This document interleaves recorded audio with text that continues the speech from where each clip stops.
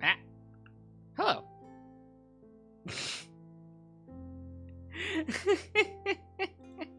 Wait, what embarrassing CG reveal? Gak, gak, gak, gak.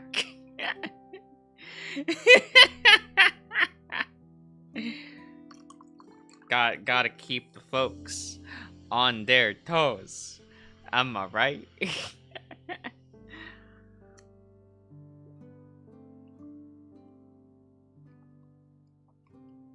Okay.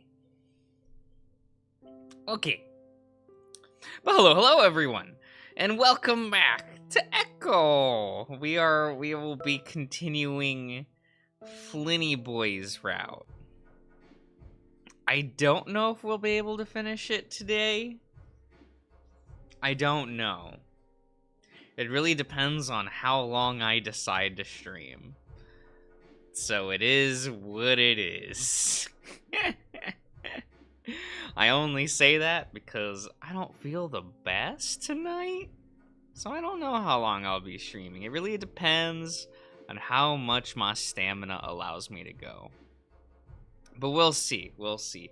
I have 2 cans of Coca-Cola with me. Let's see if the caffeine gets me through this, you know.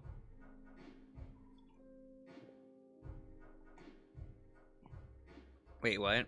So do you keep the tab up only because you don't drink out of the can itself? No, I will drink from the can itself with the tab up.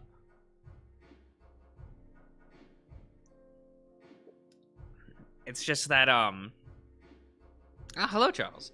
It's just that when I get to, I just tilt my head back when, like, I drink from the can with the tab up. You know? It's a very sane and rational thing to do. Yes. What did you miss? Nothing. We just started. I just loaded my save, so we have not really started reading yet. We're just chatting for a hot second, you know. So dumb, objectively bad. What? Ian, what do you mean? What do you mean? It's fine. It's fine. It's fine. I also have a small bag of gummy worms. Yeah. Because I like gummy worms. Yeah. Are you sure you're not stalling to keep Leo on? Leo's gonna be on frame for a while regardless. I'm not stalling. Ah, hello, Vanel. No, I'm just, we always like have a little bit of a slow start, just a little bit. It's fine. It's fine. Okay. There they all are.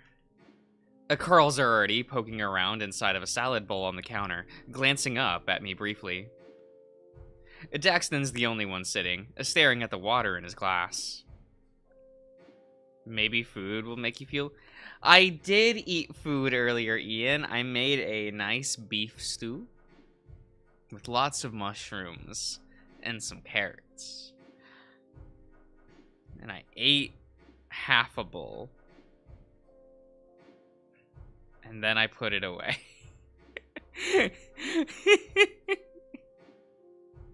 Don't at me.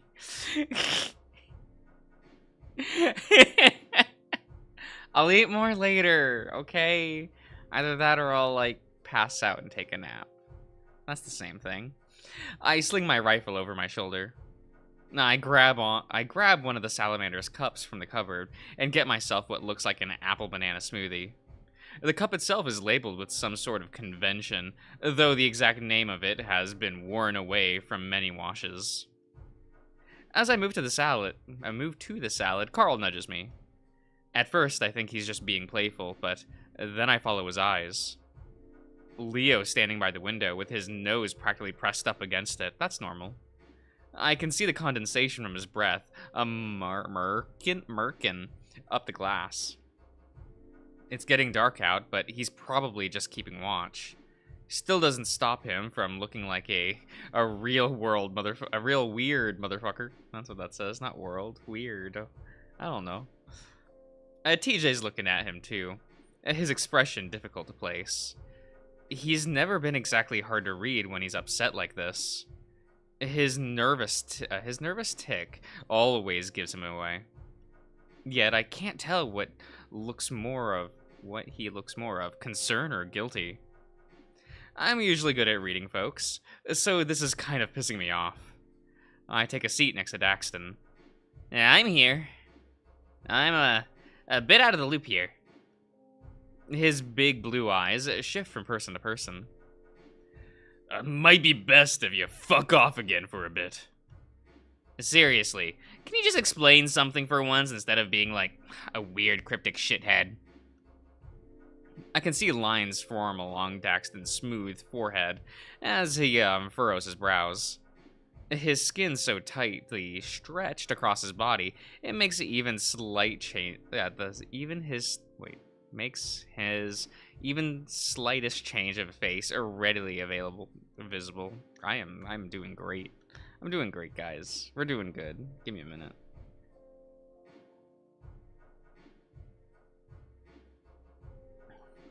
Yeah.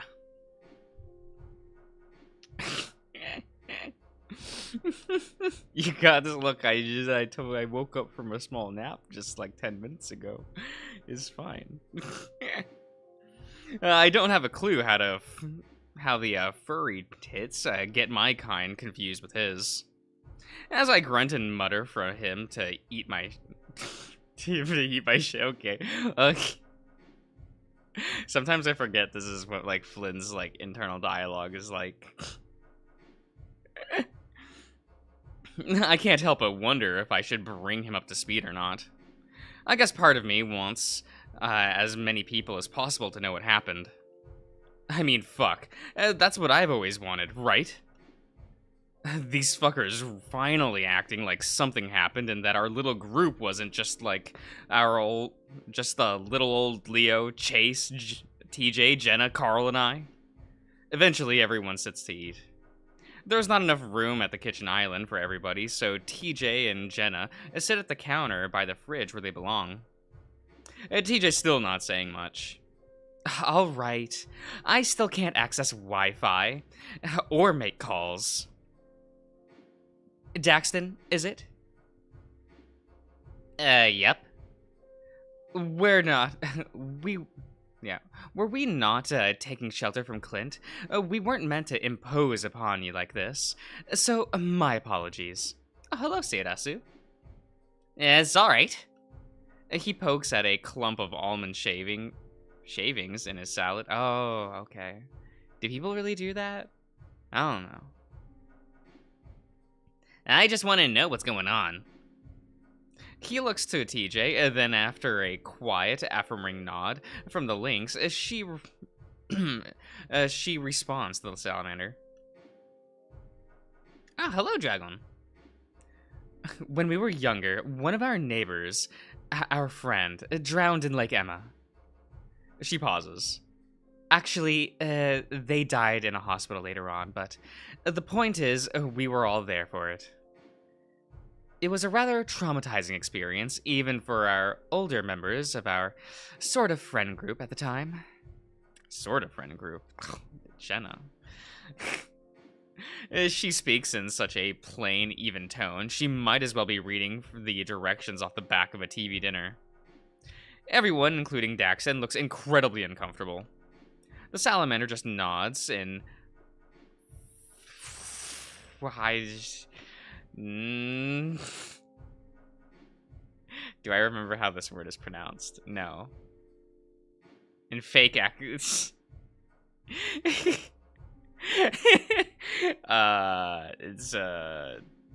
it's faux, right? It's like, right? Faux understanding, right? Right? Yes? Yes? Okay.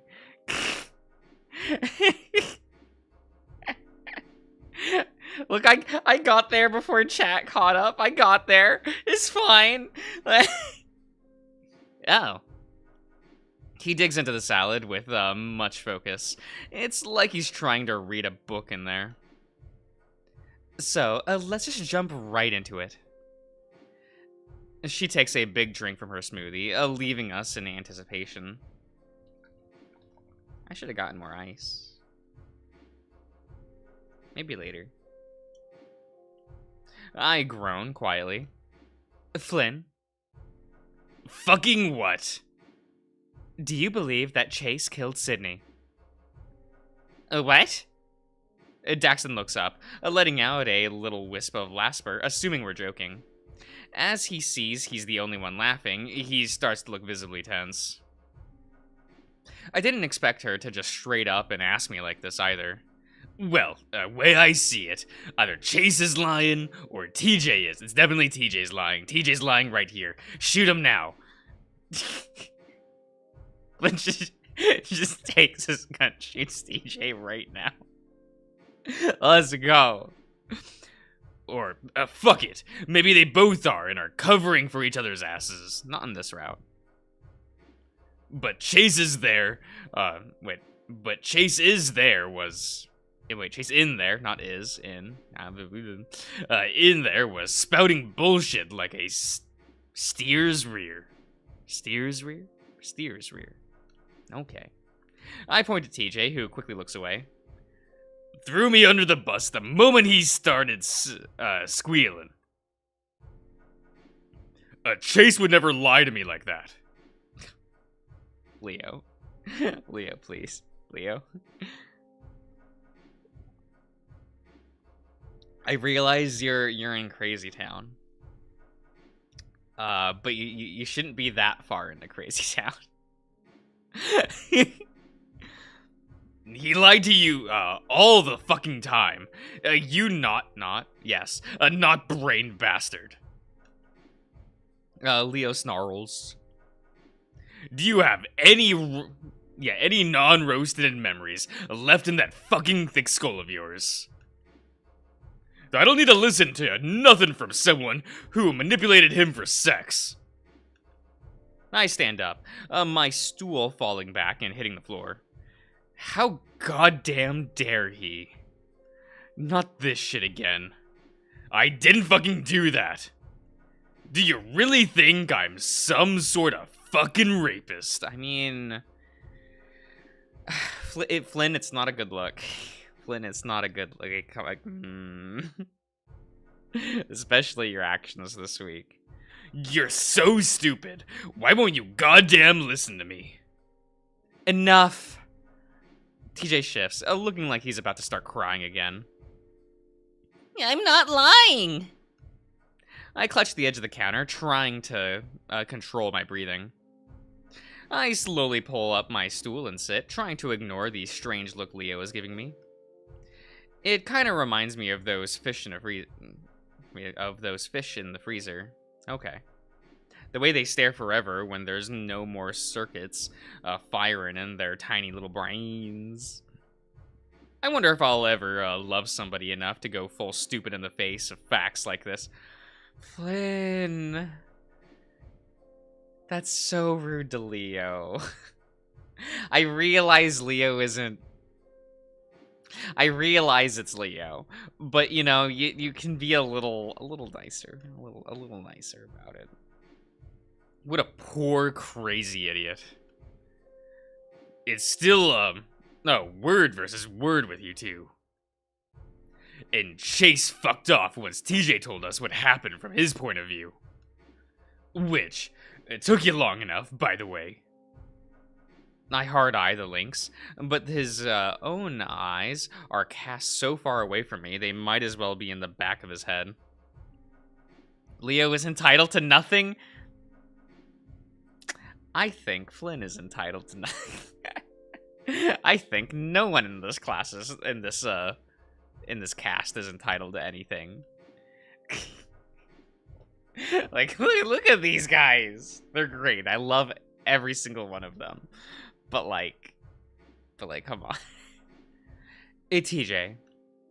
Jenna rubs her paws on napkin, wringing it some before speaking again. Tell us about that monster you saw. Oh, come on! Jenna ignores me. Give us as many details as you can. And take as much time as you need. TJ clutches his bowl of salad in his lap with both paws. It looks like he hasn't had a bite. His eyes take on that more reflective quality that they always do when the tears are starting to well. Yes. It's unnerving on a sort of primal level to see TJ tearing up like this. He's an adult, a grown-ass man, looking just like he did when he was a kid. It reminds me how little any of us have truly grown up. Like I said before, tall with burned skin, reddish, I guess. How tall? Like, almost 7 feet. Jenna frowns. How did it move? Really fast, or not at all. It was like pictures, you know? A slideshow that was being fast-forwarded. Carl finally looks up from his hooves, the ram appearing increasingly nervous. When it walked through the water didn't move like a wake. It just splashed out with every step. Tell me about the face again, please. Okay. TJ having such a hard time getting the words out, but Jenna doesn't stop. She looks rapt. What is this word? What does this word mean? What is this? Excuse me?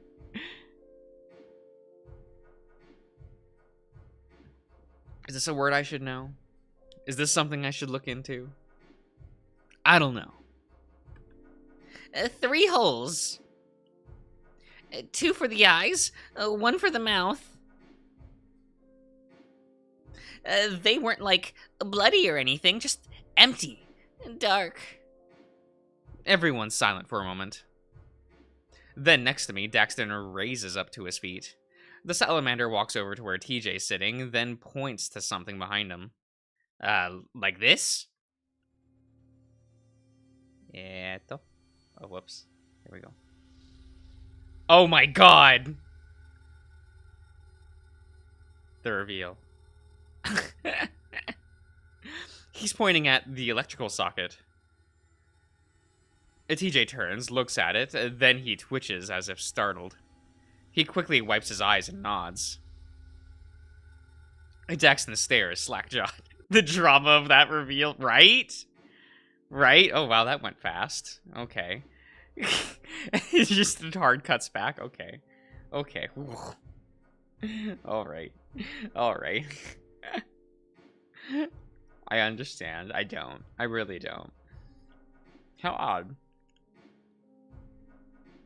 Leo takes a loud slurp from his smoothie.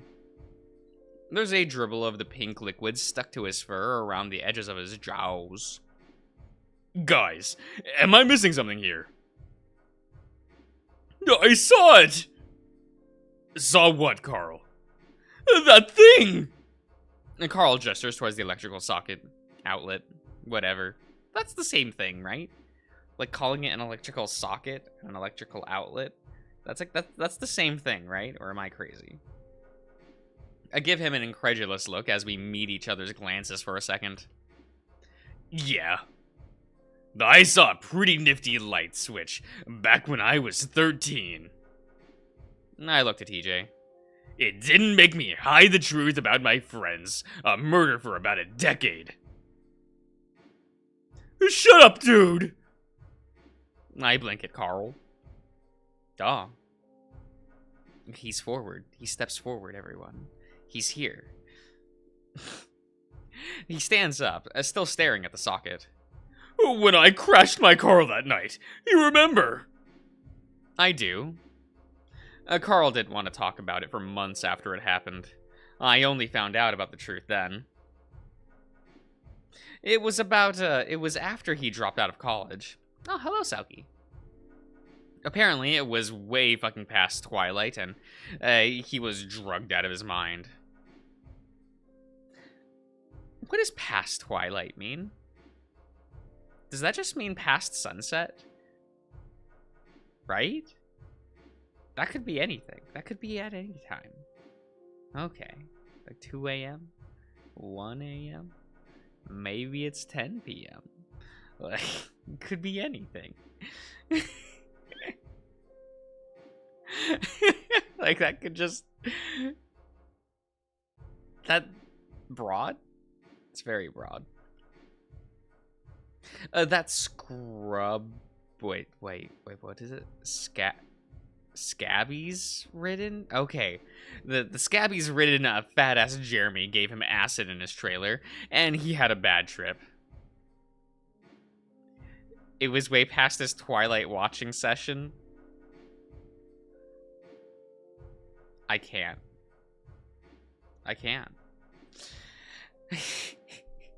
You know, I haven't watched... I've only watched that movie once. Only once in my life. And that was in 2008. Am I missing anything? Is that... Was that a brand worth looking into? I always assumed no. But hey, maybe time has been kind to that franchise. Carl described some cartoon he put on, a tiger and a bird, with the tiger baking the bird alive. He mentioned how vivid everything was, and how the fucking Jeremy wouldn't stop laughing. Fucking, not fucker. Okay. He bursted out of there and drove off, all a hightail like Twilight watch-along stream. I don't know how to properly set up like watch-along streams. Like, I know I'm like I should put like a timer or something, but I don't exactly know how to set up all of that. I'd have to look into like that sort of stuff. I also don't know what movies to like do for that. Like, I don't know. I don't know what's in my wheelhouse that we could all enjoy watching, like a watch-along stream. Because, you know, I can't just have like the movie playing on the stream. Like, I don't know. I feel like it would be weird or not very fun. I don't know. It is. uh, kind of it. Well, because like VTubers and stuff do watch long streams, but they just put like a timer, like for the timestamp for the movie, and it's just like, oh, I'm putting play now, and it's just everyone like gets their own copy of the movie. I guess I don't know. It's weird. I don't know how that all works. Oh, while making his way down Route 65, roll credits. He swerved and hit a pothole. A pole? No, not a pothole, but a pole. Okay. So you are a No, I said that's what VTubers do, but I don't do that. I don't know what I'm doing. It's different. I'm not a VTuber. Yeah. It's fine. It's fine. Also, I know that Nichi, like the VTuber, the EN branch of Nichi Sanji. But sorry, I'm eating a gummy worm. Niji Sanji did a watch along for Twilight and New Moon like last month or somewhat recently. I don't know. You all can like watch that, I guess. The impact would have killed him if he weren't so thick-skulled. And of course, he told his dear old parents about it, and they took the blame for everything.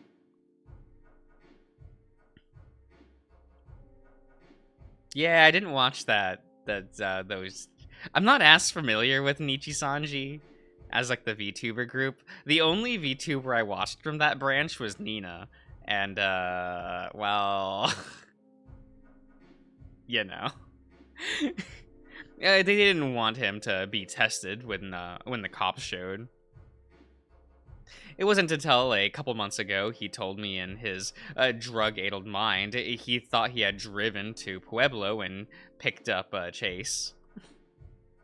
Carl claimed he was talking to him the whole ride back, telling him how college life was going and shit. Stroking his horns, stroking his horns, mentioning how he missed him, and wanted him to back as a roommate. Oh my god, Carl. Oh my god, Carl. You know, all the shit Chase never actually said after Carl dropped out.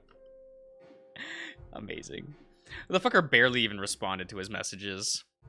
He could have sworn when he swerved off the road and struck the pole, he killed Chase.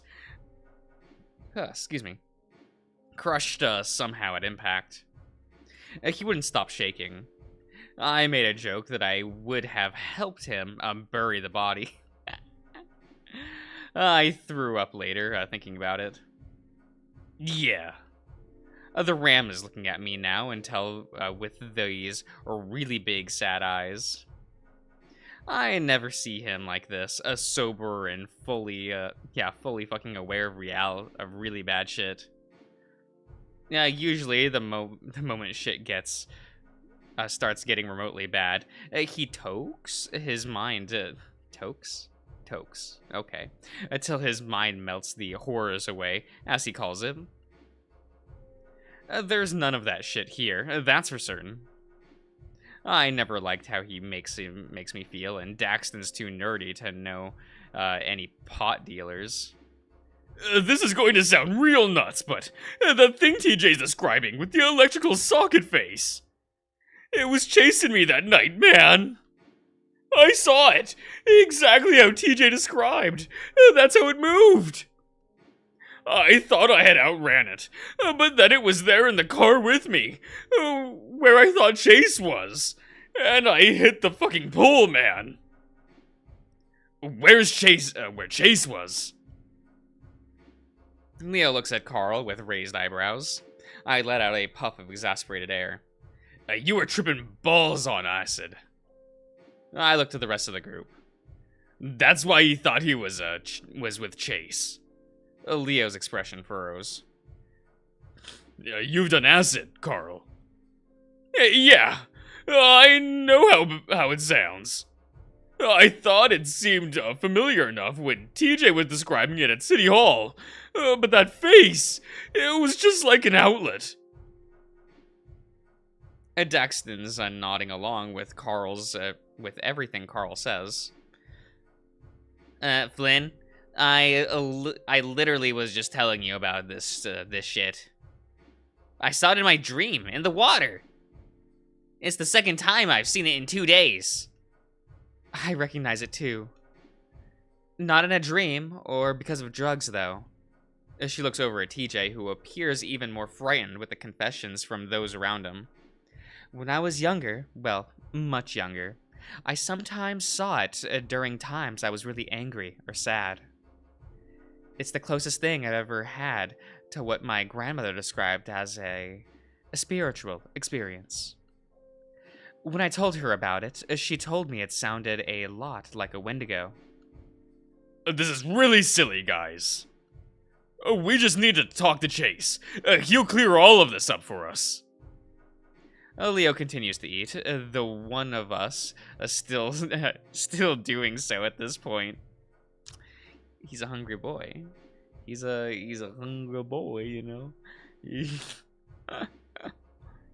Daxton gawks at him. Are you for real right now, man? I'm the only one who's thinking real things right now. Yeah. Leo. Please. The wolf scarfs down an incredibly large bite of salad. A guy like Leo probably needs to eat 4 meals a day with his wolf metabolism. His nose is starting to bleed too, probably cracking from how dehumidified I keep it in here. Oh my god. I feel that deep in my kokoro. So, despite all of us, sans you and Flynn, having had experience with this thing, you want to completely disregard it?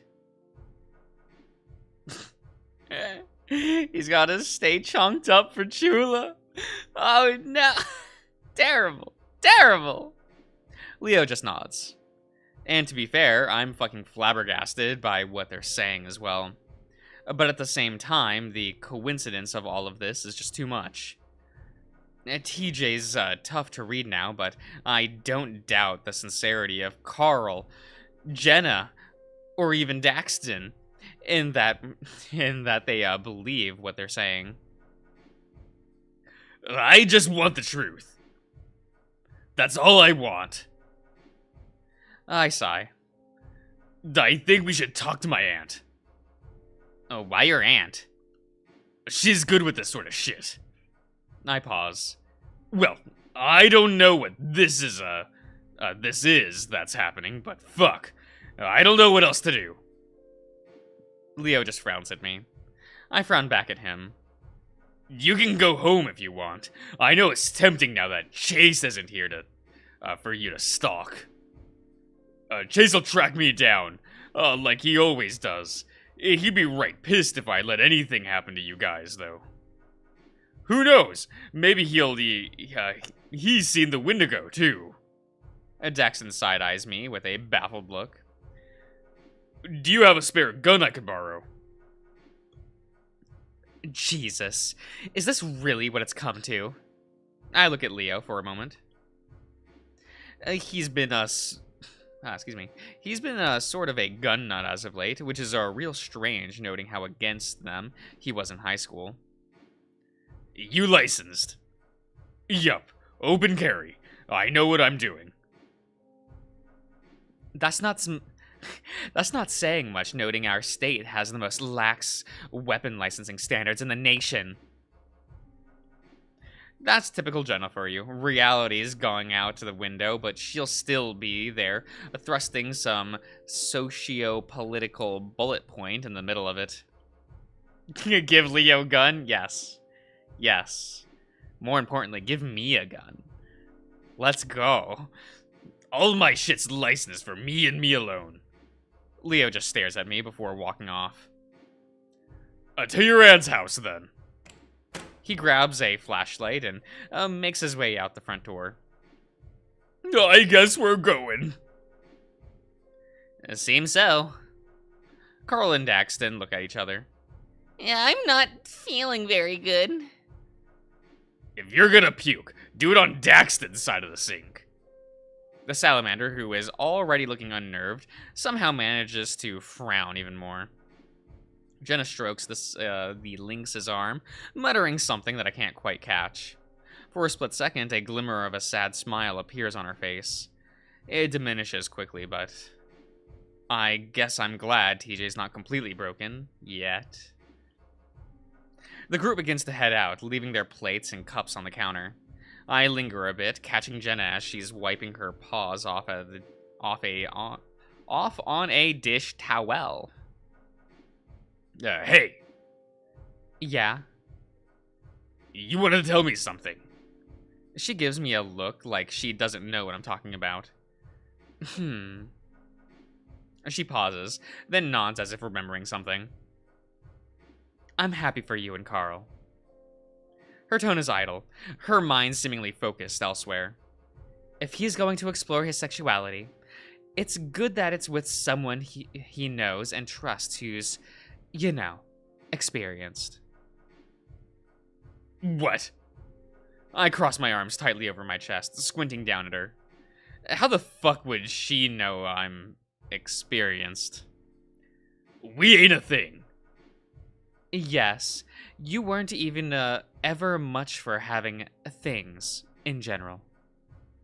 She looks out the window, her expression kind of like a mix of distant and troubled. Everyone's filing into the van except Daxton, who's holding up his phone to the sky, trying to get service, I guess. How is he going to watch a Dastra if he doesn't have signal? It's not what I wanted to talk to you about, but, and I suppose current matters are, she sighs, more pressing than would be appreciated to delay for this conversation. Her demeanor seems to shift, or her posture not as full of that holier than thou air that she usually seems hell-bent on putting on. I can see Leo behind the wheel now, surely getting antsy. Yeah, Leo looks like he's about to pop a hemorrhoid already. I just wanted you to know. I understand your concerns more clearly. I grunt. Yeah, well, hopefully my aunt can't help me understand yours. He's a TV nerd, he's got every DVDs. Yes, but does the TV in the living room have a DVD player? Do you think Flynn is the type of person to own that for the living room? I assume Daxton's computer in his man cave has one, but it's up in the air if the living room does. Alright, see you, Charles. I thumb back toward the electrical socket. Jenna looks at it, pursing her lips and scowls. I can't tell if she's just frowning at herself at this point. Okay. The double at kind of like confuzzled me. When all logic's gone out the fucking window, her shtick of being the rational mind here is certainly a challenge. Ooh. With a small nod, she turns, heading out with the rest. I sigh, pulling back the lever on the repeater and watching the clip extend outward. I remembered to load it after all. Here's hoping I don't need it. I push it back in and head outside. Leo's quiet as he drives occasionally checking the rearview mirror. Everyone else is pretty silent too. It's weird being in a car with Carl and him just sitting there quietly, and not staring at his phone or anything. Oh, here, let me turn up the game volume slightly. We want that creepy ambient music. It's like that he doesn't know what to look at, and is stuck pondering his own thoughts for a change. I look back at Jenna, who's monitoring her phone for any sign that the signal will stay consistent enough to get out a message. It's hard to believe, but she was actually trying to apologize earlier. In her own way, in her own weird way, of course. Just like how you can never say anything normal like, Flynn. It's just like you're the same for real. Yellow, where is Chase right now? The spider closet. You know how it is. Part of me wanted to say I was sorry for what I said at the river about how she treats her family, but that would be lying. I'm not sorry for what I said, but I can tell when something hit hard and hurt more than I'm happy with. Was waiting for the fur. Amazing. Amazing. People dance around shit all the time when when so much of this bullshit could have been avoided if people were just honest with each other. I roll down the window and prop my knee up on the dash, craning my neck some to peer at TJ in the mirror. He knows I'm watching him. Hell, I think everyone's watching him. Even with Socket Man as a cover story, him keeping silent about all of this for so long is just cruel. Did he really think not mentioning the fur color of the person in the water with Sydney was for the best? Maybe the thought he could avoid a situation like this, our group getting shattered. Well, our group is fucked now. No way in hell I'm gonna hang out with anyone but Carl after this shit. Well, you're not gonna really hang out with much of anyone after this, Flynn. And it wasn't like it was all peaches and gravy these past few years anyway. Chase, TJ, and Jenna didn't so much as texted me since they left for college. And Leo, he used to visit me back at the warehouse when I packed freight. We fucked a couple times, but he seemed to get more and more disgusted with the arrangement. I couldn't tell if it was with me or him, but it was awkward as hell. I mean, I'm not the sentimental type, but when you're being screwed by someone that, and they glance away anytime you look at them, it makes you feel like shit. I eventually had enough, told him I wasn't his fucking otter and to get a fleshlight, like the rest of us. He cut me out of his life right then and there, even stopped visiting Carl. Ah, I see. It's shitty watching somebody who was once a social butterfly turn into an absolute recluse. For the first part of the week, he was trying so hard to act like his old self, like that nothing had changed. Oh, we were fags and weirdos in the middle of buttfuck nowhere. Of course we stuck together at first. But as Carl says, shit's broken. Now. As we make the turn off of Margaret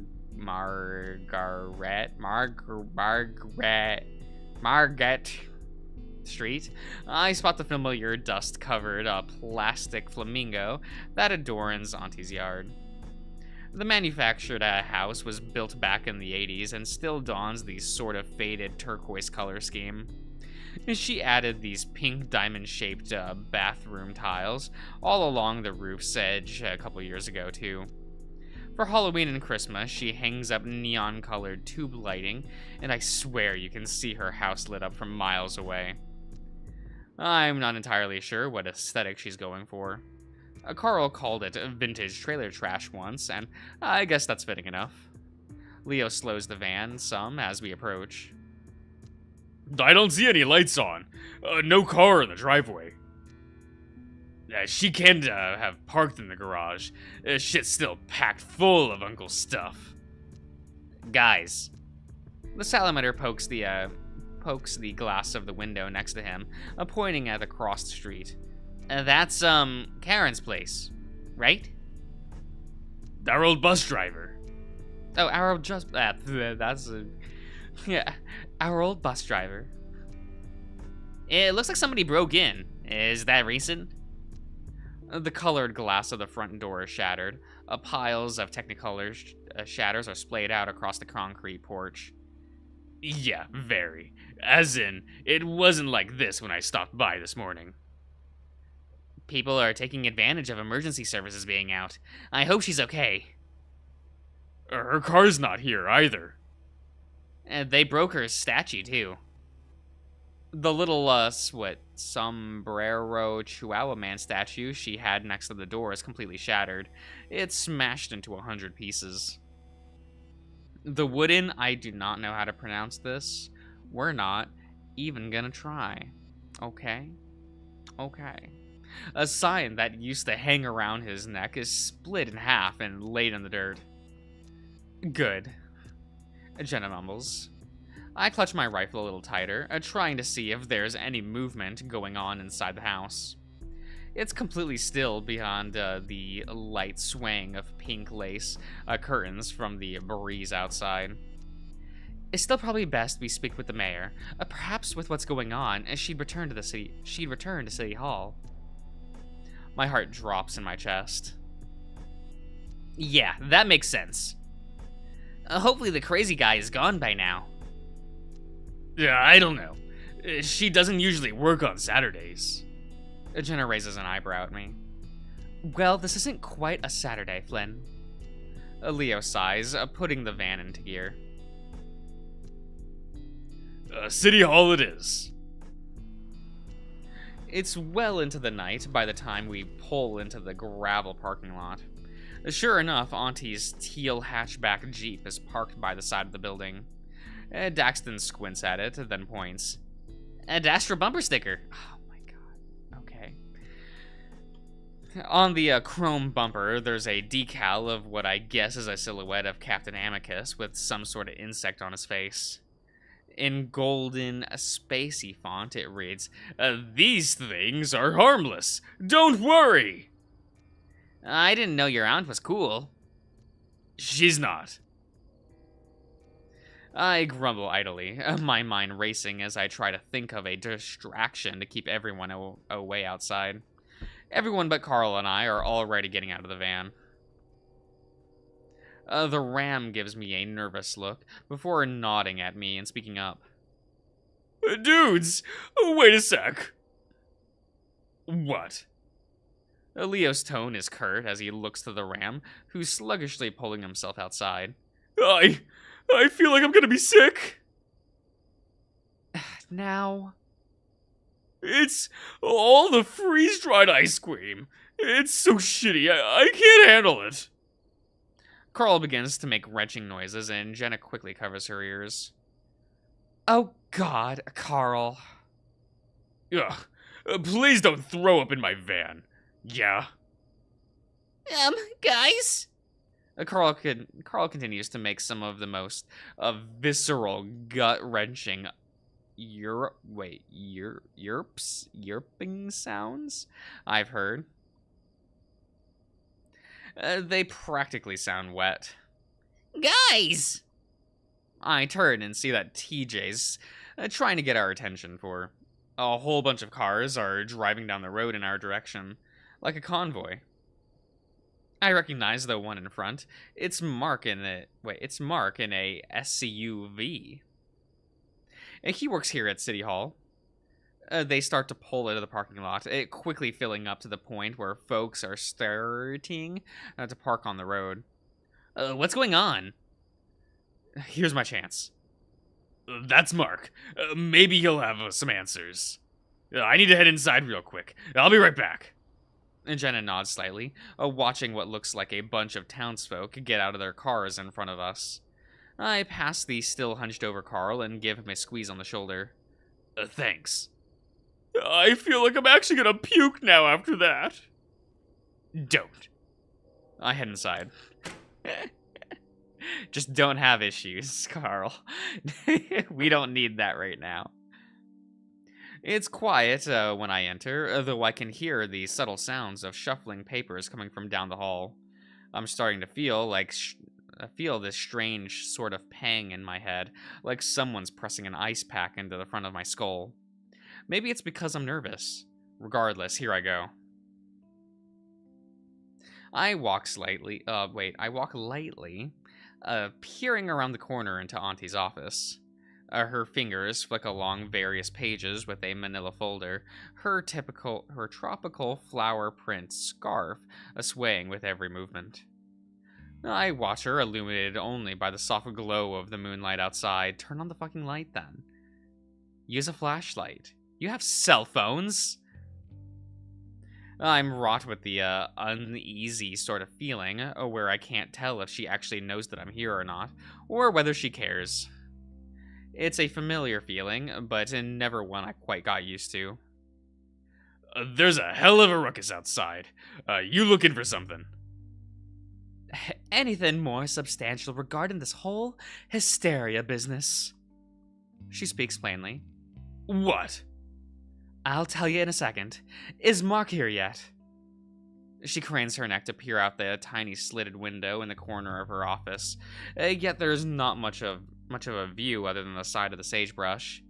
I saw him pulling in his SUV outside, with like a whole convoy of folks following him. This about Clint. She looks up, seeming to notice my repeater for the first time. Her brow furrows. You know, under any other circumstance, I'd give you a chewing out for bringing that thing inside. I did hear he's been making a hell of a scene around town, waving a gun around. Figured it was a meth binge until I saw Dale doing the same damn thing. Dinnerdale?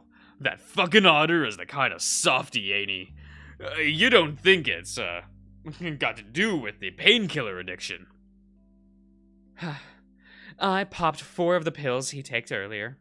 You know, for the aches. It ain't the sort of thing to put you in a gunfight mood. I nod. Despite everything she's telling me, I can't really focus on it. I keep looking back toward the closed reading room door behind me. Fuck. I might as well get it over with. I take a deep breath. Did you let Chase out?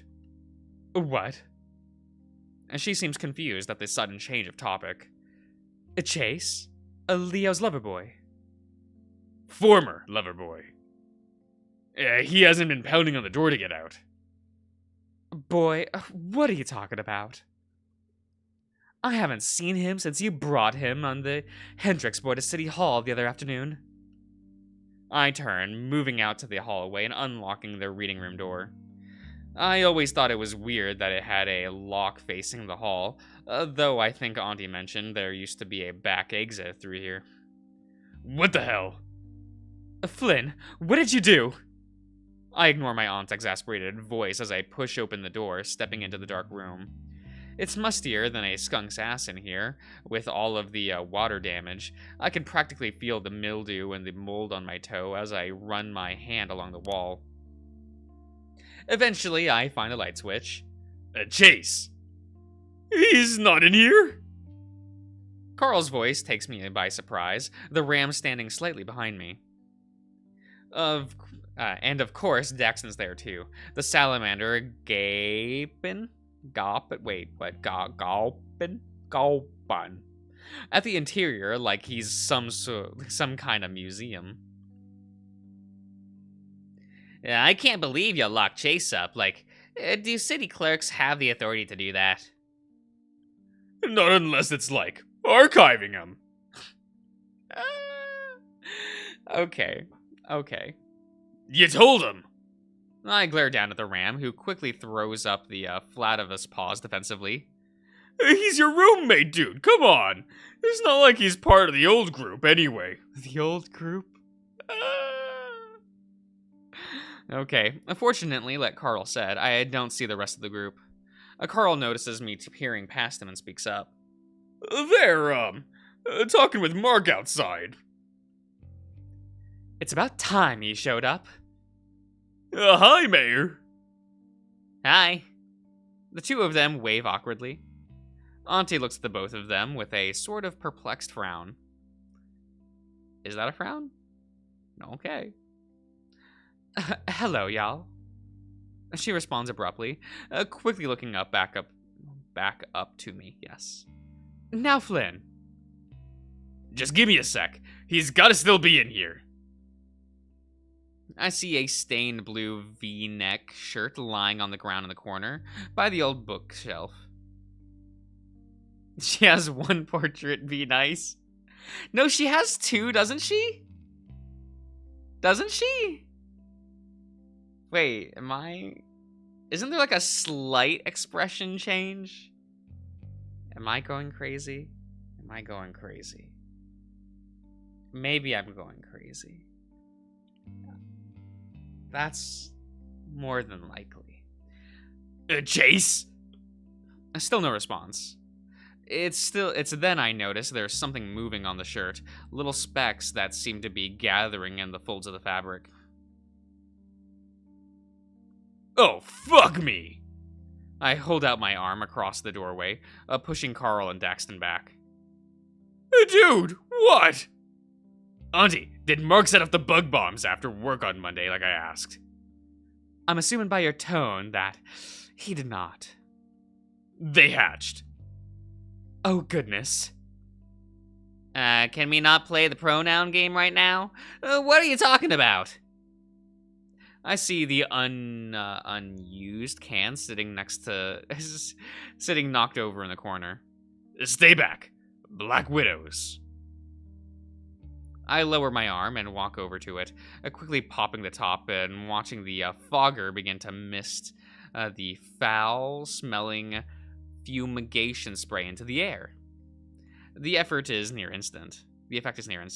The skittering pattern of the little spiders begin to grow more erratic. I watch as an adult one on Chase's shirt clambers on top of an increasingly still pile of little spiders. I just sit there.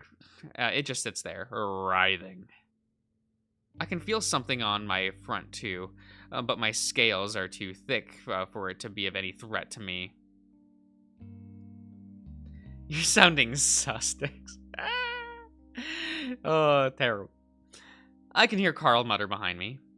I take back what I always said. You do have balls. Excuse me? I'm sorry, Mayor Moore. Boys, I do not have time for this. As I look past the shelves, I see a big lump of fur curled up into the corner under one of the metal desks. Oh, fuck. Oh, fuck. I dash over, grabbing at the otter's scruff and raking his ass out of there. He's surprisingly light, and I realize I've never picked him up before. Oh, damn, is he okay? No. Water. Give me water. There's some in the mini fridge. I'll get it. As I pull him into a better light, he looks like absolute shit. His lips are chapped and bloody, and the whites of his eyes are bloodshot. And there's also dribbles of vomit on the floor, which I have the misfortune of stepping in. Okay. Reconnect. Okay. All right. Chase, wake the fuck up. I give his face a hard slap. Carl winces. The otter wheezes raspily, letting out a kind of low moan. Man, he's terrified of spiders. Just like me for fur. I know. Karma, right? The ram speaks in an uneasy tone, visibly uncomfortable at seeing Chase like this. Yeah, maybe. Next thing I know, Auntie's handing me a bottle of water. I bring it to my lips. Wait, to his lips? To his lips, not my lips. You know, it is what it is. Thanks, Auntie. I'll drink this. He just watches as Chase dies on the ground, you know? Drink, you stupid idiot. If this was a prank of yours, it ain't a real gutbuster, Flynn. Move over. You're gonna drown him. I feel a little twinge in the back of my neck. Reluctantly, I step aside. I look at Chase, and a part of me hopes he never wakes up. And I feel sick. Why is he just in his, bridges? I blink, glancing down and getting an eyeful of Chase's briefs. You didn't undress him before you shoved him in there, right? Or was that part of it? Jesus fuck, no! God, no. I didn't do that. Who's gonna believe you, though? Daxton gives me a dubious look before shifting his concerned gaze back to the otter. Auntie, meanwhile, is propping his head up on an on a couple office cushions, quietly urging the otter to drink as she wets her lips. They part for a moment, and Chase complies enough to get a swallow down. Again, part of me breathes a sigh of relief, while the other half seems to be filled with a sort of angry dread. Don't wake up. Daxton crouches down beside him, pulling back some of the fur around his collarbone and showing the swelling red skin beneath. Must have been where he got bit. And, of course, 911 isn't working. Carl chuckles nervously. I guess it's, too late to suck the venom out, right? You know that doesn't actually work. It's just dumb old westerns that made people believe that crap. Well, I had a great-grandpa or a great-great-grandpa who died of a spider bite. Was it a spider bite? Maybe it was a spider bite. I mean, I think it was a tarantula or something. Tarantulas aren't that venomous. He was old as hell, and there might have been like a fuckload of them. I don't know. Boys, this is real reassuring talk, but could one of y'all get me one of them first aid kits from the bathroom? It was a spider bite, you know. I get it, spider. It's just around the corner. And Daxton stands up again and nods, heading off. Chase's eyes are fluttering a bit now. Maybe he's having a seizure or dreaming something real crazy. I can't tell. The salamander returns, clutching the thick metal case that looks like it's from the 90s. Auntie's taking it, opening it up, and grabbing what she needs, like she's done this 100 times before. She applies the cold water to a piece of cloth and presses it against the spot near Chase's neck where the bite is. Once it's damp, she takes an old tube of antibiotic cream and squeezes out about a quarter of the contents on the bite spot, and then lathers it in. Chase winces, letting out a quiet cry. Stop! His voice is high-pitched and kind of pathetic, like it always is, like a child's. Oh, don't whine. You're a big boy. I'd be whining if I was in a position. Ah, Daxton's a whiner. I see. It's kinda fitting, like Carl said, ain't it though? He looks to me as if trying to gauge my expression. I am managing to keep a pretty stone-faced despite everything. If he did what y'all are saying he did, I can tell the weird distance Carl and I are keeping from him, despite his sorry state, is unnerving the salamander. Just a couple hours ago, it was all figured we were old friends and such. Chase begins to sit up, and it's like my heart lurches. I get that feeling in my skull again, like brain freeze. No. Only Carl seems to notice as I clutch my temple. The ram gives me a nervous, concerned look. Finally, Chase looks to me. Flynn? Again, with the childlike voice. It's like he's taunting me. I suck in my lips. Oh, what the fuck am I supposed to say? I want to slap him again. I want the fucking truth. But he looks fucking pathetic. Everything's stiff. No kidding. You're rolled into a darn Black Widow nest, kid. A more interesting thing to add to your little movie you're making about our fair town. Auntie sighs. I'm worried you'll have more content here in a bit. What? Ow! He seethes through his teeth as he clutches at his neck. What's going on? He reminds me of TJ, like he's about to start crying at a moment's notice or something. I haven't seen him like this in a long time. Carl's gaze shifts to the floor. I feel weird. Are you okay? Everything hurts, but it feels different. It's like This isn't a dream. It's not? I looked to Auntie. He's gonna be fine, right? These bites can be real painful. It could be a nastier with a brown recluse, but it still ain't gonna be fun. I'd get him to a more professional help if I were you. If that's possible. I'm not gonna die. Chase peeps up, is still clutching at his neck. Unless you're an infant, elderly, or allergic, it's doubtful. The otter closes his eyes, letting out a long exhale. Meanwhile, Auntie stands up, heading toward the door. I need to speak with Mark and see what he found. I'll be outside. Thanks. Mm-hmm. As she leaves, I can hear the rumble of engines and hushed murmurs from a small crowd. Then the door shuts and it's quiet again. What's wrong with you, Chase? I try to keep my voice steady, though my vocal cords shrill a bit as I say his name.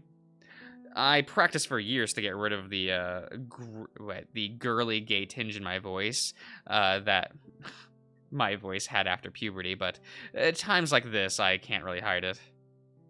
Are you like a fucking psychopath or something? Or are you getting off to this? You just gonna go home and come thinking about all the pain you caused? Daxton flinches. I can tell he wants to step in Chase's defense. Chase says nothing. I can understand screwing me over, you know. I originally figured you didn't give two shits about Sydney, or what happened to him, and you just wanted my dick, and that's fine. You followed me back at the river because that's all you wanted. Leo and the rest of your friends be damned. But fuck, it was so much worse. Just admit it. Just say the words. No. What? Chase's arms and legs shake as he sits on the floor, craning his neck to look up at me. You're saying you didn't do it, despite what TJ said. He looks towards the door. You're an asshole, Flynn. He speaks, his voice still having that squeaky prepubescent cadence to it. But Sydney was a friggin' evil idiot, and I'm glad he died. You're glad you killed him? I'm glad he died. That's no secret. Daxton looks 2 parts tense and awkward, steps further away from the otter. Chase's eyes begin to well up. He looks so weak, but brimming with emotion. The salamander mutters something about checking on the commotion outside and heads outward. The noise from the parking lot is getting louder. I hadn't really noticed. Someone shouts about something, and I hear someone else speaking quite quickly, trying to calm them. A long silence follows. Carl's like a statue beside the desk, unmoving and not daring to risk drawing attention to himself. Those last six months before it happened, it wasn't him anymore. You heard nothing, Ian. You heard fucking nothing. You can't prove a fucking damn thing. Or at least, not fully him. Wait, did I read that right? Those last 6 months before it happened, it wasn't him anymore. Or at least, not fully him. What do you mean? You remember that one time he got Toby that ice cream cone from the corner shop in Peyton? The cactus-themed place that had the agave ice cream. I pause. It's such a weirdly specific thing that it takes me a moment to recall. It's also fucking strange hearing that Chase called TJ Toby again. I feel like this is I don't know. It feels like deadly premonition, if you know what I mean. For anyone that's played that game, you know. Did you hear that, Zach?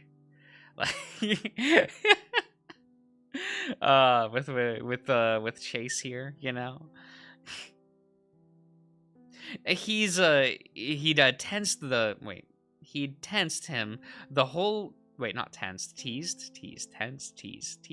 Yes, there's an A there.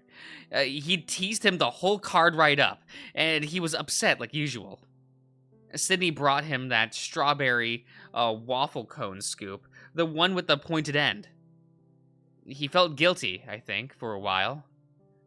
Toby was talking about a Sunday school or something, and Sydney just took the cone and started trying to stab it with the pointed end.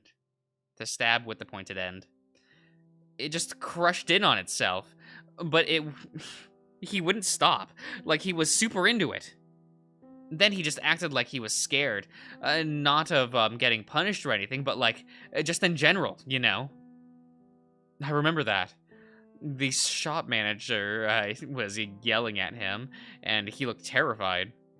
I told him to not worry about the townies. My teenage self thought it was hilarious. Do you remember the moment he decided to do that? The look on his face. It was like a... Chase clutches at his neck some more. The otter clenches his eyes shut. Thing was in front of him. Chase gesticulates his front of his head, making a swirling motion before letting both of his arms drop limply to the ground. Jesus. It's like I just woke up from a really long, really bad dream. I haven't been myself in so friggin' long. Out of the corner of my vision, I see Carl looking at me. The same shit that was happening to Sydney after. What happened? Happened to you. But fuck, I didn't see you do any of that shit until this week. I don't know, I just had bad dreams at first. Sometimes I'd see the stuff from the dreams in the real world. I kinda just numbed myself to it. And Leo helped me keep my mind off of things, I guess. He looks over to Carl. Then we went to college, and it wasn't so bad. I stopped taking my medication, and things felt a little better, I guess. Not great. I was still all hollow, but at least I wasn't seeing the demented crap at the end of my bed anymore. Chase takes a drink from his water bottle, cringing at the pain from each gulp. I don't know what to say. I was beginning to think I was going nuts, like I was seeing shit that wasn't real, but hearing him talk about it out loud. Just like Sydney. That weird look he'd have before is looking upset or scared or doing something real heinous shit. And Chase was doing it while ordering fucking brunch. I'm sorry. Something's wrong with me. Or was. I don't know. Guess. We can add that to the checklist of things to ask your aunt about. Chase begins to stand up groggily. What? The front door is pushed open. Jenna stands in the doorway. Guys, you should get out here. She spots Chase steadying himself against the desk, her eyes widening and her ears flick back momentarily. Oh, Chase, you're here. And where are your clothes? Why does she look so upset at that? She's just like, Chase, what the fuck? Well, there's spiders in them. Carl mutters. I mean, that's not the best thing to say to that. It's not the best thing. Okay, just get out here. Jenna heads back outside. Chase pushes himself off the desk, beginning to walk forward like a zombie from one of those old VHS films we used to watch. Whoa, man! Don't you have, like, some spare touristy shirts and stuff around here somewhere? Do you seriously think Echo gets enough tourists to justify merchandise? I mean, I hope so. Do you think the real Utah Echo has merchandise? Do you think they have like a gift shop that has like Echo Utah? Can we go there? Can we? Would that be fun, guys?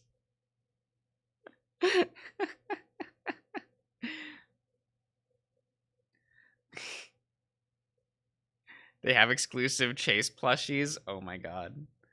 Oh my god. I know they have a motel and a diner. Yo, lit. Oh, we need to have a Kickstarter for me to go there and film a documentary. Let's go. Let's do it. Come on, guys. We can fund this. I just need to get back to the motel. Clinic first. The otter stumbles a bit, and though with some hesitation, Carl and I take him by each shoulder and help him to the door. I make sure to grab my rifle, though. Can we just live there and and develop the town more? Let's make it a furry utopia. Oh my god. Oh my god. I would feel bad. Legit. You know what I mean? It's an innocent small town. Like, it doesn't need that. You still didn't answer my question. Chase says nothing. We exit City Hall and are instantly greeted by a slew of faces. Oh, it's Micah. You're here. I always forget about you. Like, actually. This is a load of fresh shit. You know that? What do you mean when you say we can't leave? Everyone seems to be gathered around the front entrance, the headlights from half a dozen cars lighting up as we exit. Most eyes are on Auntie. The air has this sort of smoky tinge to it, like someone's cooking something. I wonder if it's from the fire I saw earlier. I'm always like a little confused about like the Chase situation in this route, only because I'm like, how much of Chase was like the Echo that like possessed him? You know what I mean? Like, because this is the only route in which like that gets fully exorcised from him, and it's like, man, this is just 12-year-old Chase over here. That's weird. Like that. But he remembers everything. So it's not like he was like asleep the whole time. So it's like, was it like half and half? Was it like what is? Well, it's weird. It's weird. It's neat though. I wonder if it's from the fire I saw earlier. Y'all come here cause you wanted answers. Now, are you gonna listen to them or not? I recognize most of the people in the crowd. Janice, Duke, Kudzu, Micah, Heather, Mark, and shit. About a dozen of them.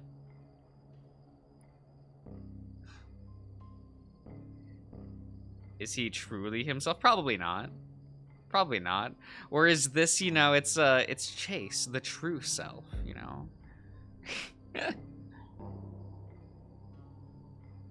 A depressed kid, for real, for real.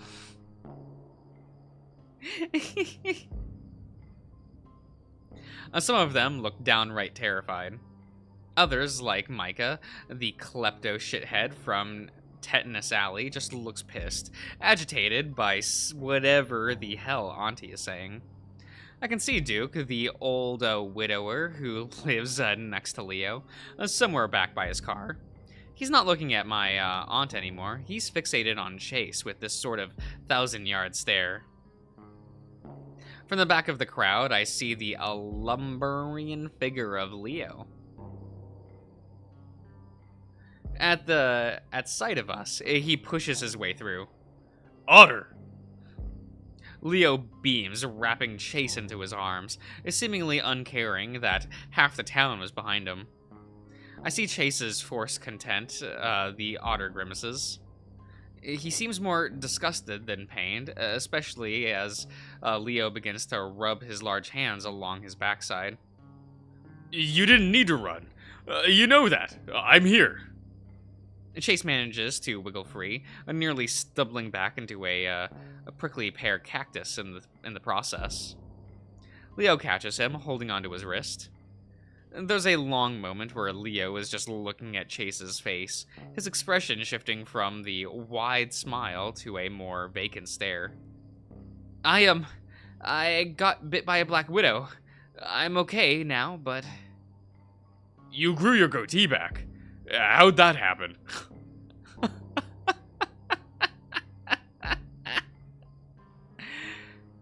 What? Chase's eyes widen some, and he clutches at the ratty-looking tuft of dyed fur on his chin. That's a shame. I thought you looked cuter without it. Dude, what the hell is happening? Carl speaks hushedly to me, and all I can respond with is an astonished shrug. Auntie begins to speak up again.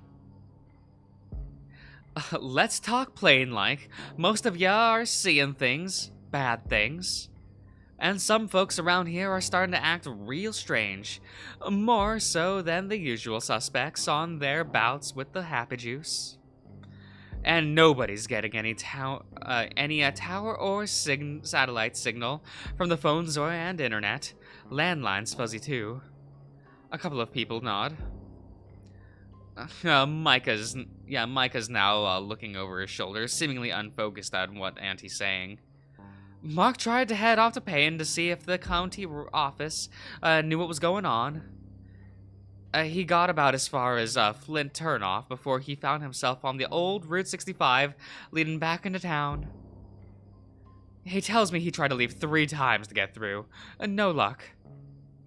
Now I would have slapped him on the head with a roll of a newspaper and told him to take his clown into the circus. If I hadn't heard the sort of same thing from my grandpa decades ago. A folk traveling in buggies trying to escape the madness of the town, but they got snared in one hell of a web. If you've been thinking your dreams had been getting real queer like as of late, you ain't alone.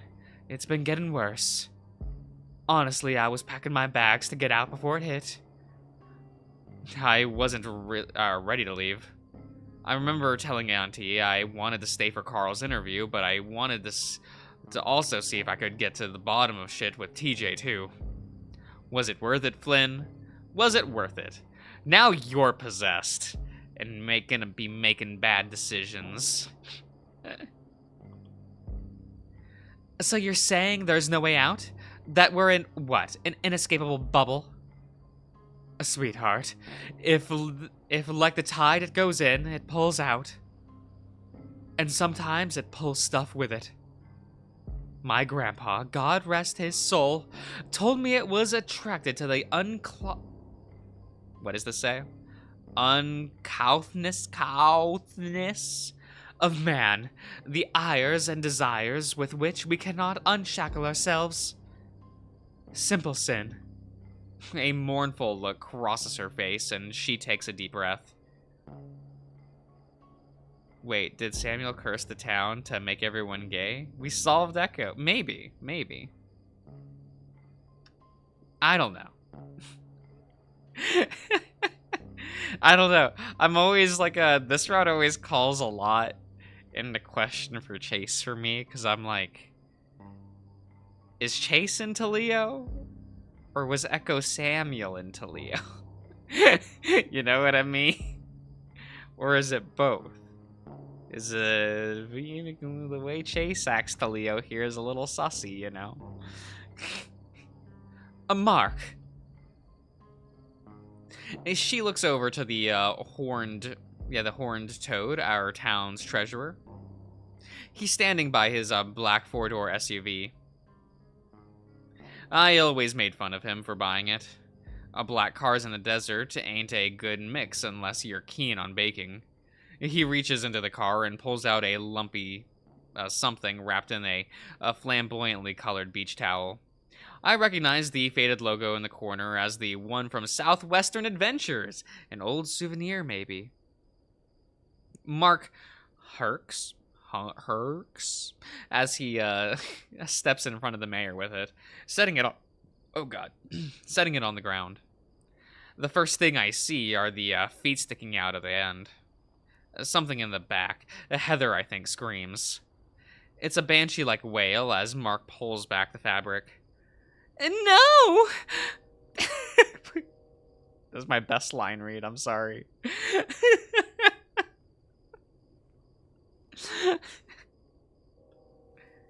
Keith? It's not Keith. At first, it's difficult to tell exactly what I'm looking at, but after a few moments, I can see clearly who it is.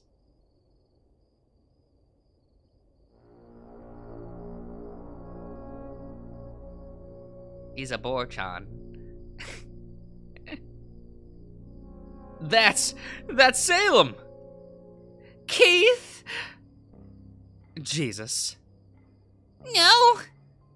TJ begins to sob, his terrified sniffling mixed with Heather's confusion, shrill cries. The boar is covered in lacerations, most of which are on his face.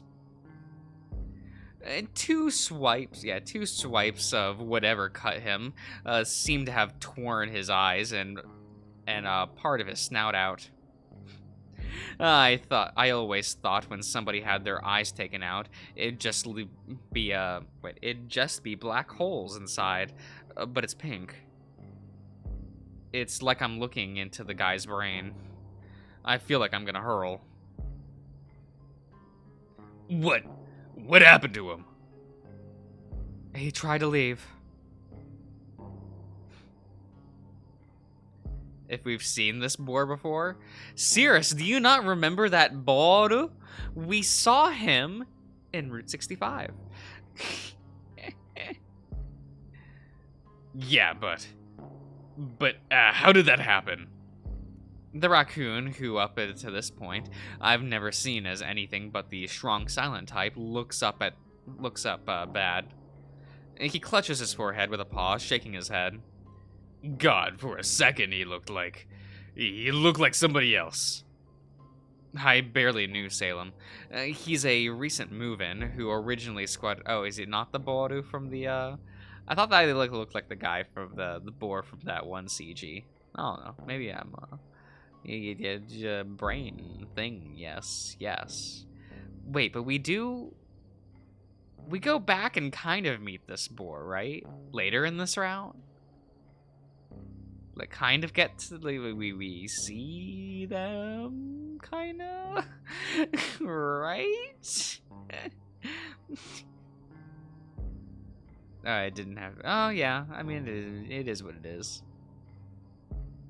In recent move-in, who originally squatted on vacant land and on an RV until the landowner started making his pay to live there. Making him pay to live there. Yes.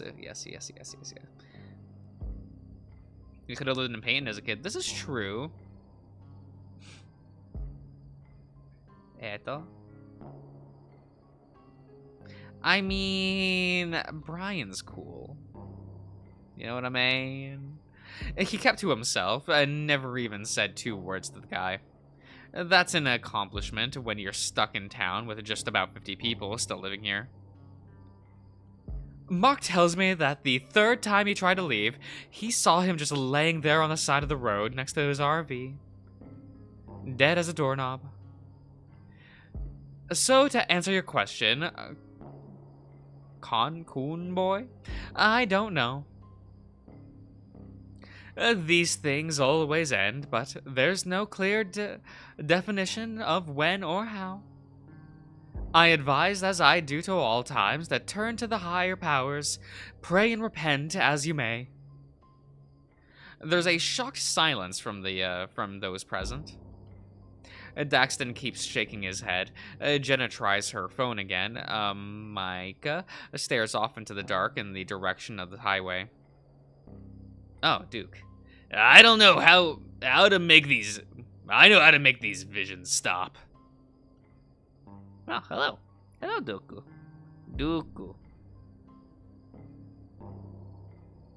The weasel steps up to my auntie, though he's not looking at her. Yeah? What's your proposal, Duke? He points a pink finger toward Chase. We stop him! Dooku-chan. Yeah, yeah. Chase sort of half blinks, his bloodshot eyes aimed all unfocused like at the scruffy weasel. What? I can't discern who that voice came from. This has all happened before. He looks towards Auntie, who nods inquisitively. And it's only going to get worse. It happened to my granddaddy, my daddy, and it's happening to me.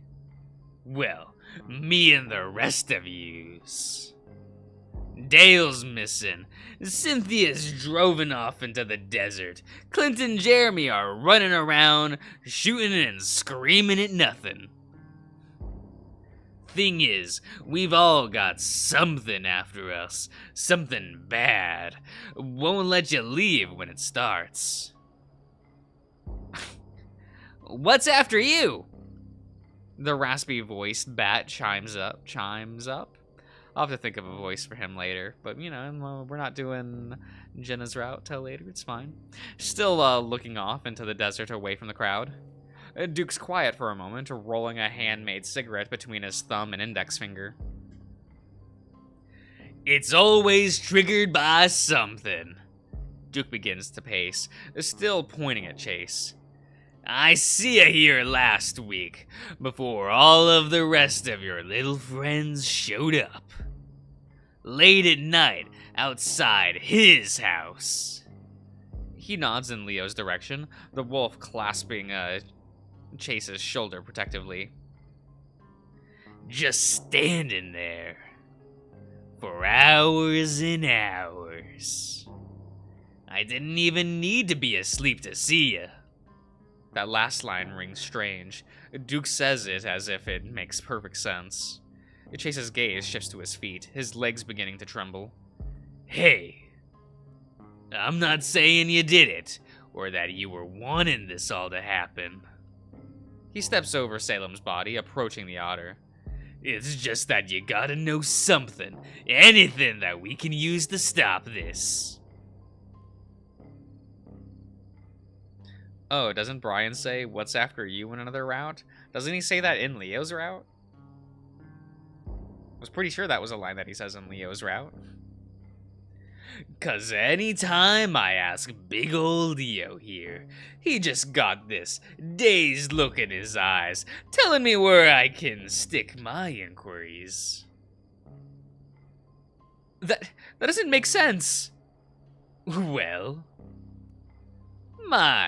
something. Someone told me that you would know. It's at this point I see the black metallic shape sticking out of the back of the weasel's trousers. Why are you looking there? Why are you looking there, Flynn? Why are you looking at his trousers like that? Seeing if there's something you like? He's got a gun. Daxton flinches, seeing it too. Oh shit! He mutters, and I feel Carl step closer against me. Who? Someone I know. He yells, leaning in close to Chase. Leo steps completely in front of him, ears down with his fangs bared. It makes sense. Something bad happened, and if you don't fix it, it won't stop coming after you. Leo lets out a deep guttural rumble, looking like a feral ready to pounce. Duke holds up his paws, smiling uneasily. This is all timely with your friends showing up. So what happened, Chase? I don't know what you're talking about. Auntie exchanges a glance with Mark. Then they both look to Chase, seemingly unconcerned that Duke is packing. Oh, he packing all right. Things are getting worse out there, and unless we do something, we're all gonna end up like young Salem. Duke's voice is dead and distant. He's right. Auntie's voice cuts through the air like a knife. Next thing I know, her and Mark are stepping up beside Duke. Flynn, come here. My heart lurches at hearing my name called, and I strain myself to keep a straight face. I try not to look at her body as I at the body as I walk up, feeling my backside illuminated by a dozen flashlights. No, headlights. Headlights. And the gaze of the crowd. You locked Chase in the reading room with all them spiders. Why? You what? Didn't know about the spiders at the time. I mumble. Flynn. She looked away for a moment. Go.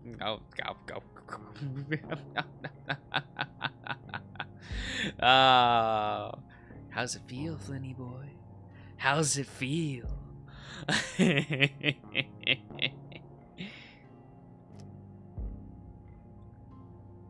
I'm pretty sure he killed Sydney. I clutch my head, the blood in my veins feeling cold. It's as if the gravel beneath my feet is turned to quicksand. My mouth moves as if to say more, but I manage to bite my tongue. This is just makes the pain worse. What the fuck is happening? I can see Jenna covering her face with both paws, seemingly in disbelief that this is really happening. There's a few murmurs from the gathering. Micah looks back to us, seemingly distracted from whatever it was in the desert that he was staring at.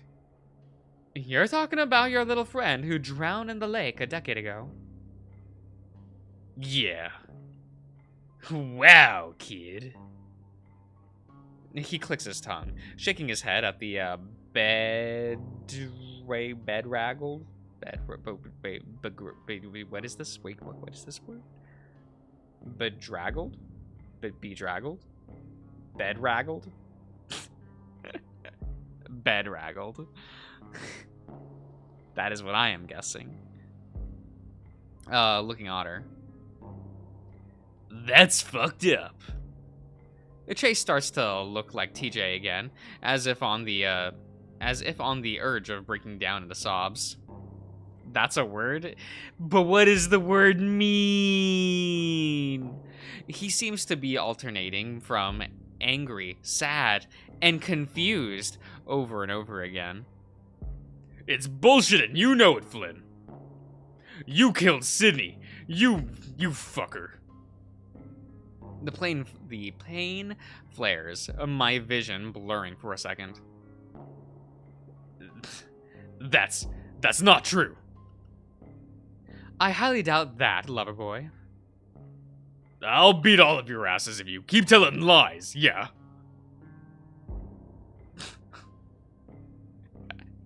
Why did you Kingdom Hearts read that?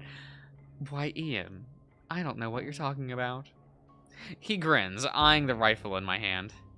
I clutch it more tightly. Duke turns, thumbing toward the wolf. It's already got him. He speaks with such idle nonchalance, not bothering to clarify what it is. Sid died like 10 years ago. This doesn't make any sense. Well, this sort of murder happened before. My grandpappy lived through the whole thing and stayed in the town after. Yeah, that's right. It happens weeks after the body was found.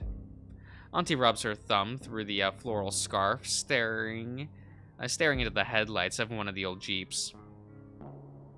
The one in the mines. The air got all electric and fuzzy. Folks went out of their heads, yeah. She's never talked about any of this before. How did you know that? Brett gobbed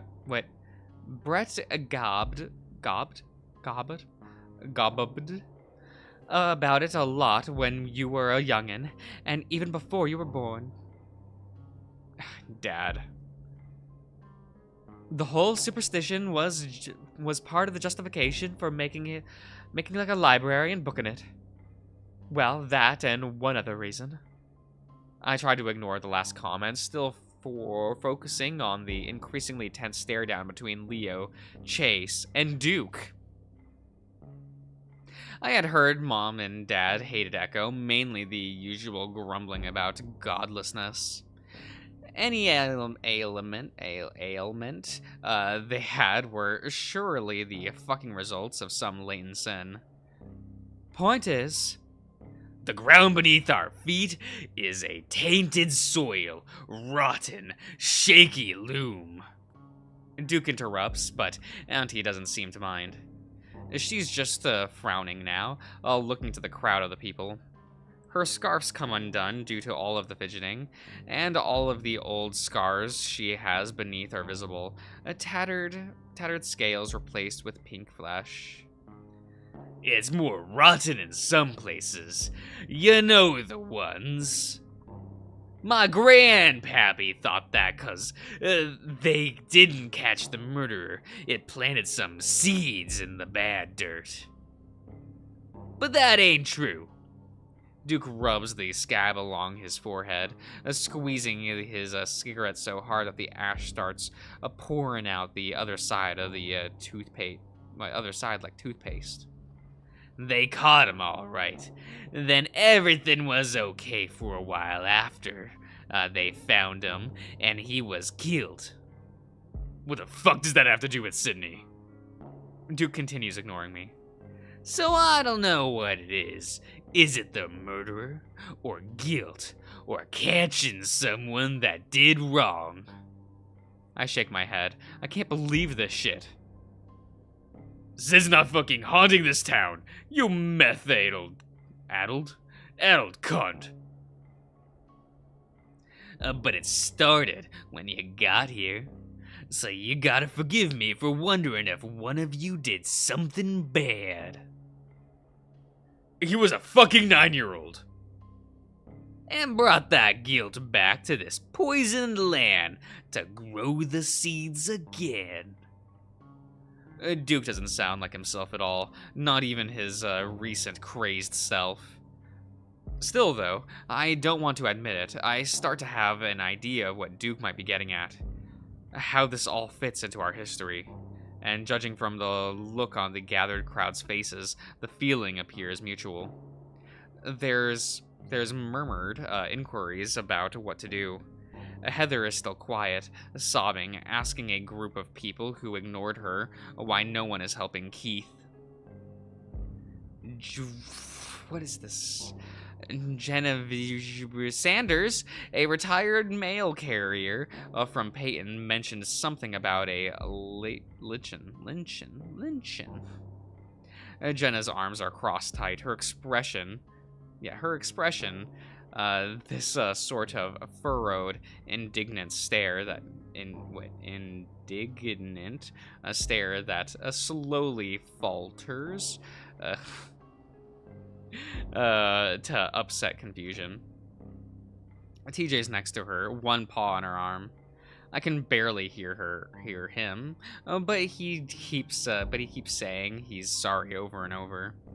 Leo begins to tug at Chase, pulling him back into the direction of the van. The two begin to hurriedly walk before Auntie speaks up. Stop. I always had this niggling desire, odd, this idea of getting justice for what happened. Sid deserved as much, but now I can't say I'm feeling any catharsis or joy.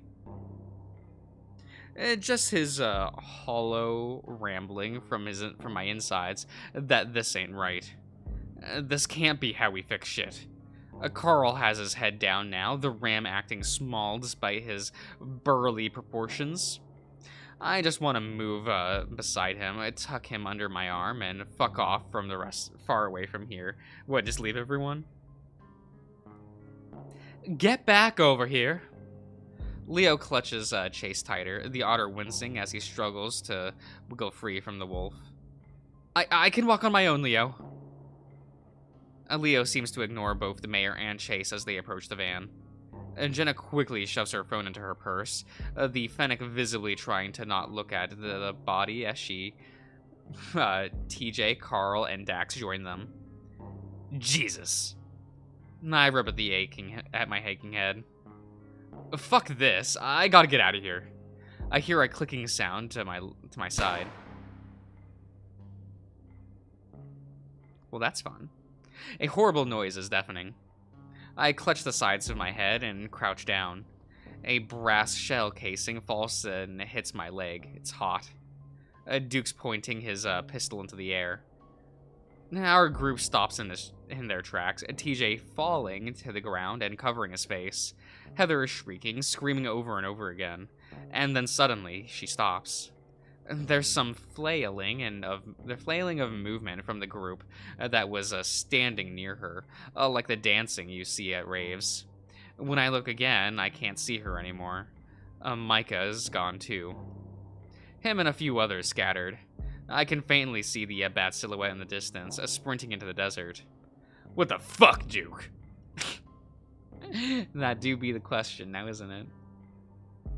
I scream at the weasel. I needed to get their attentions. For the mayor, yeah. That's no fucking excuse. That's a shot could come back down and kill somebody. Duke clutches the pistol limply in his grasp, seemingly uncaring of where he's pointing the loaded weapon as he twists his wrists about. It's a bit late for that now.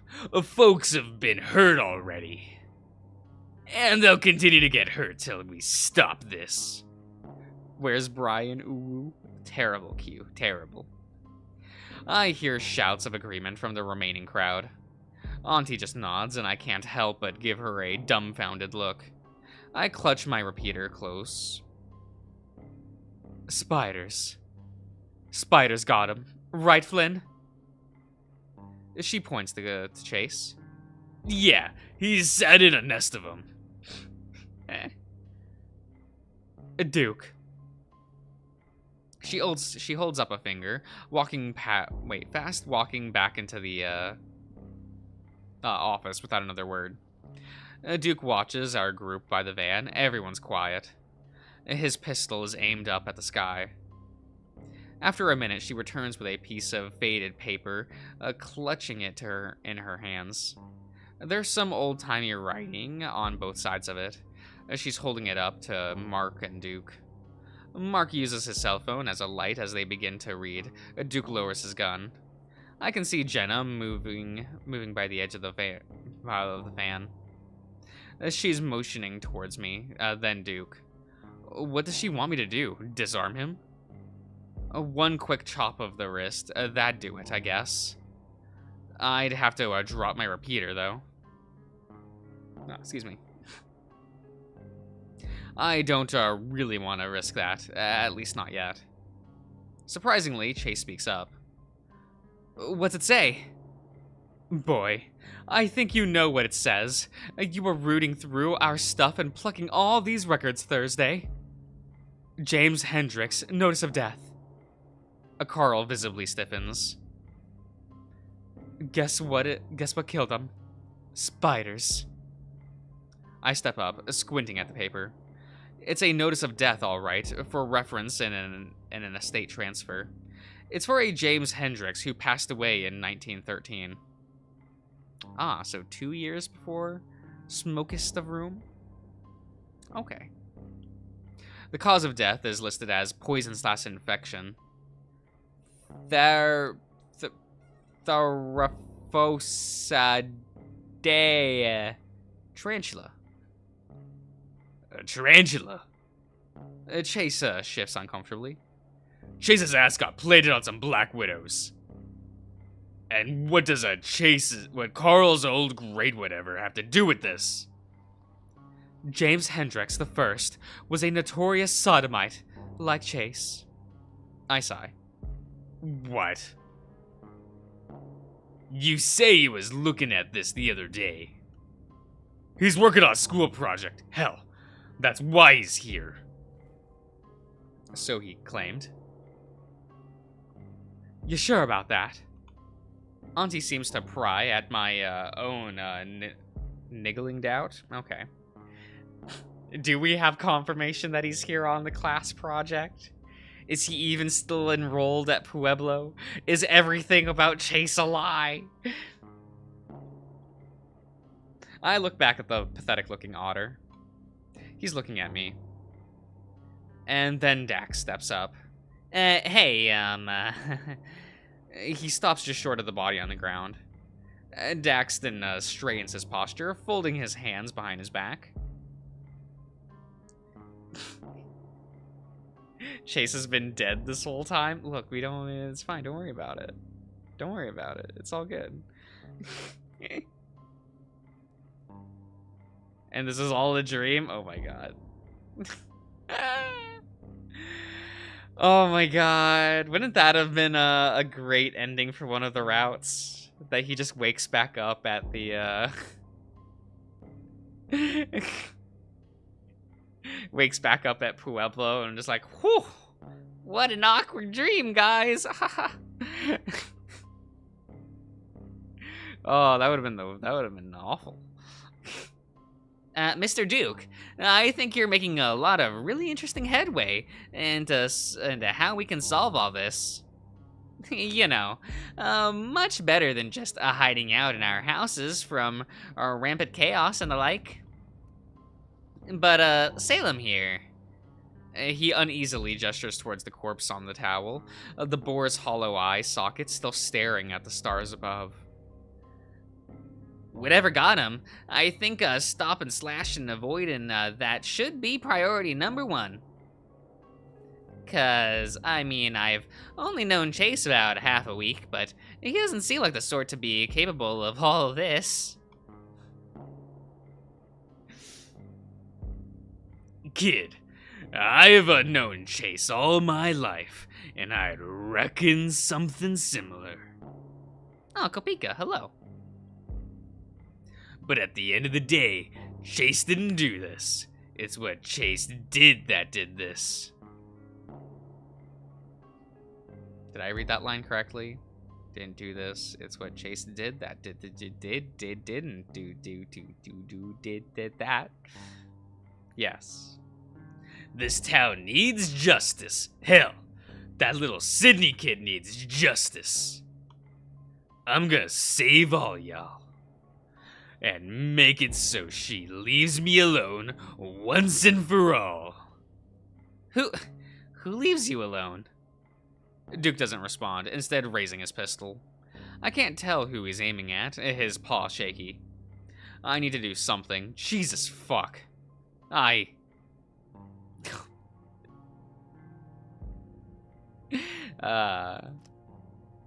stand there, and I can see Jenna beside the van looking at me pleadingly. Auntie peering at me now, a strange look on her face. This isn't right. I should do something. My head is killing me. Something's wrong. And at the worst possible fucking time, I grip my teeth, concentrating on what's really happening. Duke says something I can't quite make out, and Daxton stammers back a retort. I've had visions of Chase too, but nothing that points towards that as the conclusion. Leo slides Chase behind him, the wolf's ears pinned to the sides of his head.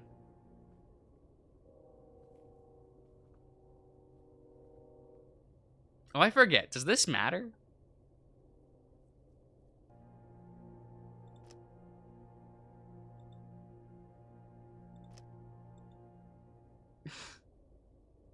Sam, you're being rude right now.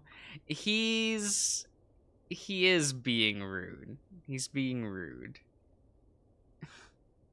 I think it's flavor. Ah, I see. Well, we're going to think that Sam would definitely do this. Despite the throbbing pain, I managed to pull up my gun and aim it at Duke. Drop it, fucker. Flynn. Let him die! I like that guy in the back. Someone in the crowd yells, Fuck you! I ain't gonna kill him, Flynn. He just needs to stay put. If the spider bites get him, then that's fate. And if he doesn't stay put, I'll make him stay put. The fuck you will. Put the gun down. Duke just stares ahead at the otter, pistol still raised. Daxton holds up his hand, ultimately stepping to the side and out of the line of fire. You don't need to do that. I said drop it! Why would you fucking listen to me? Duke says nothing. Do it! I see the weasel exhale, traces of cigarette smoke leaving his nostrils and dissipating into the hazy air. Slowly, his wrist goes limp, and he lowers his arm to his side. I step over and knock the gun out of a paw. Next thing I know, Leo is sprinting across the parking lot. The wolf tackles the weasel to the ground, striking him into the jaw with a free wrist.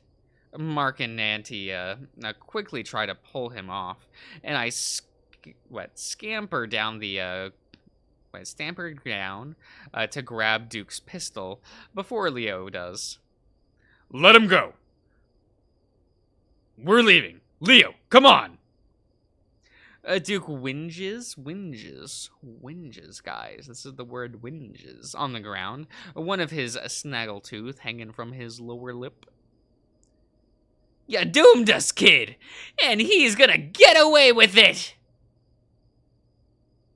He stretches his mangy arm across the ground, pointing towards Chase. Auntie moves over beside me, resting her hand on my shoulder. Flynn, you can't make this decision for everyone. There's something wrong with you. I can't believe you entertained this fucking meth head's proposal. I used to think you were a good person, you know. But fuck that. Which trial it is? I spit on the ground. Auntie lowers her hand and begins to fidget with her scarf, her gaze shifting downcast. I used to think Moors were immune to all of this sordid business. But I don't think you are. Not anymore. Be careful, Flynn. She turns, walking back towards Mark, who is busy rewrapping Solemn's body and bringing him inside. It's rare to see her look so uneasy, trying to run a shit town like Echo. You get a thick skin for shit crumbling around you, but nothing like this. Flynn is too gay to be immune? Well, now he's like double gay, right? Right? I assume that Chase being possessed made him gayer, right? So now that Flynn is possessed, I assume he's extra the gay. You know what I mean? Daxton quickly helps Chase into the van, and the rest of the gang follows. I basically have to drag him by the shirt to get him to come with, the wolf snarling and swearing in his native tongue the whole time. Esto. Oh. Oh. Esto. Oh. Well, I think that's a... Oh, wait, what? Whoops, did I do the thingy thing? Whoops, so sorry. I clicked the wrong button. I think we will save it there. And we'll just do Sunday in one go. Another stream, you know? Darien flashbacks. I see.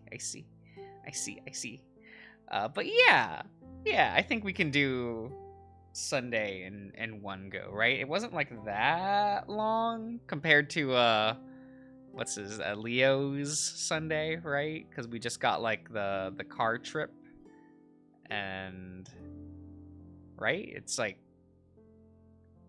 yeah, it's just the car trip and then the lake scene and the thingy thing, right? We can do that all in one stream, because I don't really want to read for another like hour and a half. That'll be a little excessive for tonight. But yeah, I'm excited. I do wish we got to spend more time with this Chase, Because I'm like, well, I wanna get to know this version of Chase. He seems neat, right?